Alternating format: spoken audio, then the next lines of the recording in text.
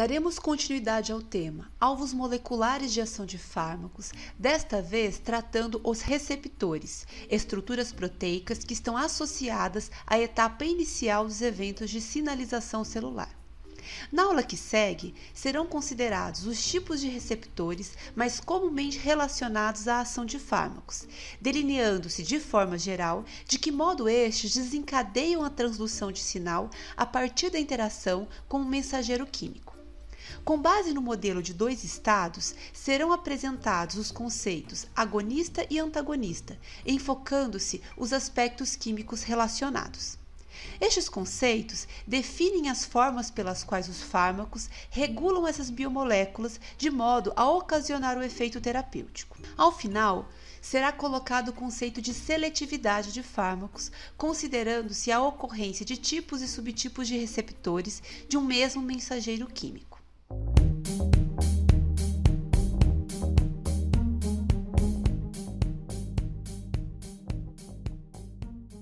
Receptor é uma proteína de membrana ou intracelular cuja interação com o ligante natural dá início a uma cascata de eventos químicos que corresponde à sinalização celular. Os ligantes naturais são, desta forma, mensageiros químicos produzidos por outra ou pela mesma célula. O reconhecimento do ligante pelo sítio de interação do receptor induz mudanças conformacionais na estrutura do receptor, o que desencadeia a produção de mensageiros químicos intracelulares que retransmitem o sinal de modo a produzir uma resposta. A resposta pode ser, por exemplo, a expressão de um determinado gene ou a ativação de enzimas e, portanto, de uma via metabólica.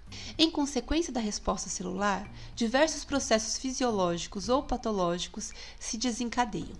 Grande parte dos receptores são proteínas de membrana e apresentam um domínio extracelular exposto ao ambiente onde se encontra seu ligante.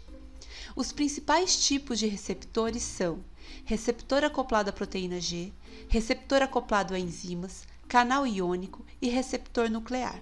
Os receptores acoplados à proteína G constituem uma grande família de receptores de membrana, cujos domínios intracelulares estão ligados à proteína G. Quando o ligante, representado na imagem por S, interage com o receptor e induz a mudança de sua conformação, ativa-se a proteína G, que, por sua vez, ativa uma enzima que produz um segundo mensageiro que segue com a transdução de sinal. Os receptores acoplados à proteína G têm diversos papéis no corpo humano, e distúrbios na sinalização mediada por estes podem ocasionar diversas doenças. Os receptores acoplados a enzimas, especificamente receptores acoplados à tirosina quinase, ao reconhecerem o ligante, sofrem mudança de conformação que resulta na ativação de sua porção enzimática, intracelular, por processo de autofosforilação. Com isso, desencadeia-se uma cascata de fosforilações proteicas que resulta na ativação, por fosforilação, de um fator transcripcional, que se liga a determinada porção do DNA e aciona a expressão de certos genes. Muitos desses receptores são ativados por fatores de crescimento e estão associados à promoção da divisão celular e à sobrevivência. No entanto, receptores de fator de crescimento superativos estão também relacionados à ocorrência de tumores. Canais iônicos são constituídos por um conjunto de subunidades proteicas que formam poros hidrofílicos através da membrana lipídica, o que permite a passagem de íons entre o meio extra e intracelular. Ao se associarem ao ligante, se abrem ou fecham, permitindo ou bloqueando o fluxo de íons. As alterações na concentração de íons no meio intracelular podem mudar a atividade de outras moléculas, como enzimas e canais iônicos sensíveis à voltagem, e assim produzir uma resposta. Os receptores nucleares constituem o único grupo de receptores intracelulares. Seus ligantes devem ser suficientemente hidrofóbicos para permearem pela membrana da célula. A interação com o ligante altera sua conformação e permite sua associação ao DNA, o que conduz à expressão gênica que leva à síntese de proteínas. Receptores de hormônios sexuais são exemplos de receptores nucleares. A ação de alguns fármacos se deve à interação com receptores por meio de forças atrativas não covalentes. Mais comumente, ocorrem no mesmo sítio de reconhecimento do ligante natural.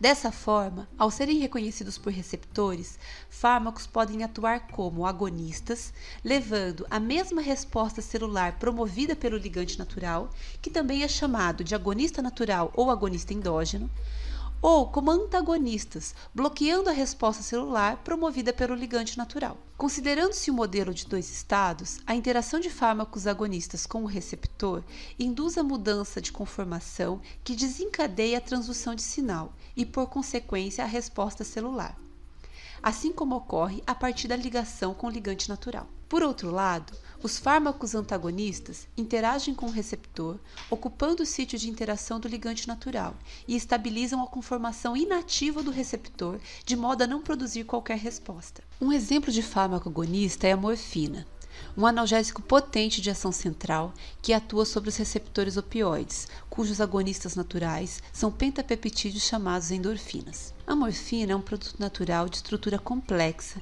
que se associa a receptores acoplados à proteína G. A interação da morfina com o sítio de reconhecimento do receptor opioide induz a mudança de conformação ilustrada abaixo por uma sequência de imagens do complexo morfina-alvo em um certo intervalo de tempo.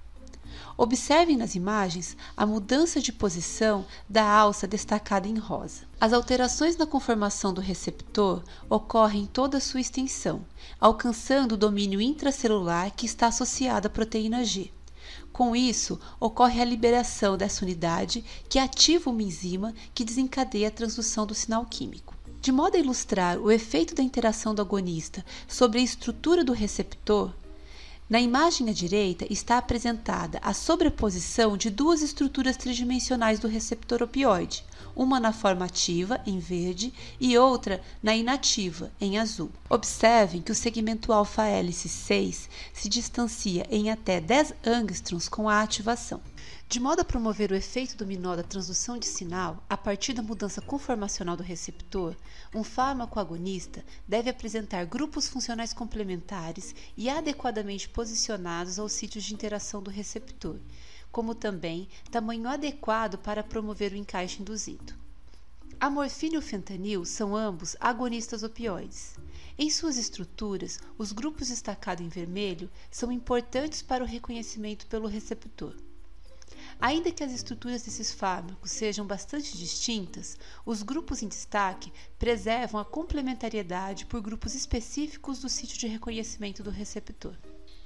Por outro lado, para prevenir a mudança de conformação do receptor, um fármaco antagonista deve se associar de forma análoga ao agonista, mas, por apresentar grupos relativamente mais volumosos, não induzir a alteração para a forma ativa do receptor. Também pode se associar de forma distinta do agonista, conquistando outros sítios de interação, mantendo o receptor no estado inativo. A naloxona é empregada para reverter os efeitos dos analgésicos opioides, principalmente depressão respiratória, ao atuar como antagonista de receptor opioide. Em sua estrutura, os grupos em destaque correspondem às diferenças em relação à morfina. Em especial o grupo alila ligado ao nitrogênio, que interage com um sítio hidrofóbico que não participa do reconhecimento dos agonistas, estes grupos levam ao modo de encaixe antagonista. Os receptores de um determinado mensageiro químico não são todos estruturalmente idênticos, ainda que apresente sítio de interação complementar ao mesmo ligante. Dessa forma, há possibilidade de seletividade quanto à ação de um fármaco, seja este agonista ou antagonista. A seletividade de um fármaco resulta da maior afinidade por um tipo ou subtipo de receptor que por outro. Na tabela direita estão relacionados os tipos e subtipos de alguns receptores. Determinados subtipos de receptor de um mesmo ligante ocorrem em certos tecidos ou órgãos, enquanto outros não. Por exemplo, os receptores colinérgicos, ou seja, aqueles que são ativados naturalmente pela acetilcolina, são de dois tipos, nicotínicos e muscarínicos.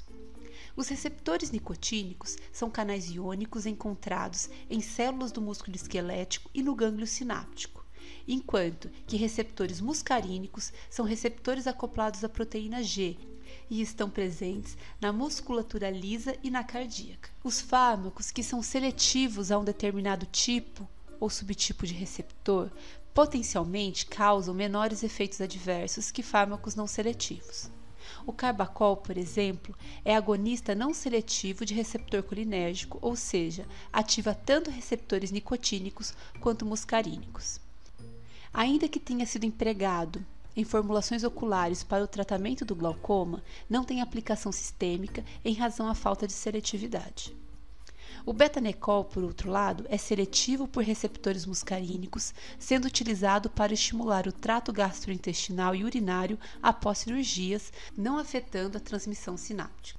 Na próxima aula, no contexto de aspectos estereoquímicos de ação de fármacos, vamos retomar a questão da seletividade, relacionando esta propriedade a características estruturais dos fármacos. Outros aspectos ainda relacionados à fase farmacodinâmica também serão discutidos. Até lá!